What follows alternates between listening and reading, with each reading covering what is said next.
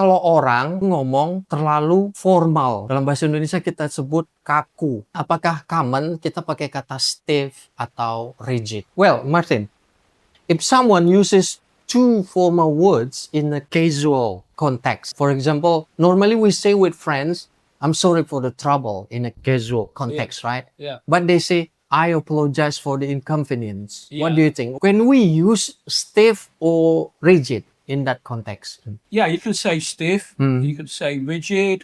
Someone is being unnecessarily formal in a casual situation.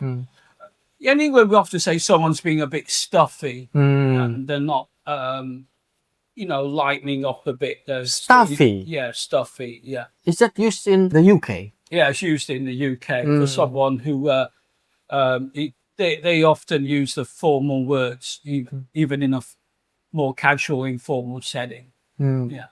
Okay, let's review. Jadi kita bisa gunakan kata stiff atau rigid ya. But it's so casual ya. He's so stiff. He's so rigid. Right? Yeah. What else? Yeah, he's stuffy. Yeah, well, he's a bit stuffy. He's a bit stuffy. Yeah. What else? He's So, being too formal. yeah, being too formal. Yeah.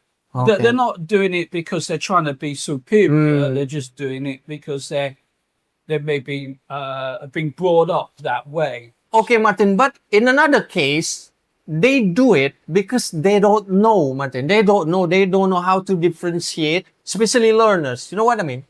They don't know how to differentiate which one is the informal words or phrase in the right context. Yeah, something like that. They don't know. They might have learned from a textbook. But they haven't learned the language in the real context. That's it. So, can we say that person speaks textbook English? Something like that. Yeah. Yeah, you could say that. They're a bit textbook. He's a bit too textbook with his English. Right. He is a bit too textbook. Yeah. Textbook here as an adjective, yeah? Yeah, we could say like that. Yeah, when I first came to Indonesia, I was probably textbook Indonesian.